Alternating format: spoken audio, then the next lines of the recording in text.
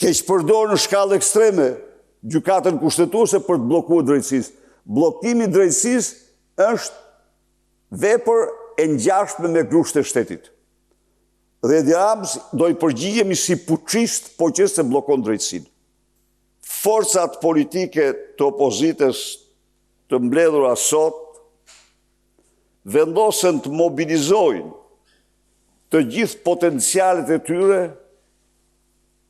në një betejë vendimtare, në revolta vendimtare, forcë politike paqësore.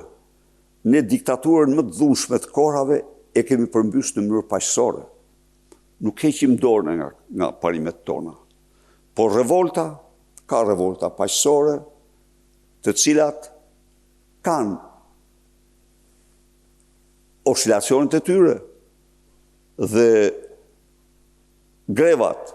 Nuk thash se do hynë në grevë deputetet, jo, por janë të gjitha opsionet hapura, të gjitha pa përjashtim, në një bashkëpunim kriminal të Akshit, që është database i gjitha dhanave, janë disponuar nga Ergys Agasi, Fatmir Toplini, Elvis Doçi, Suel Çela, kartelet shqiptare të drogës në Amerikë Latine.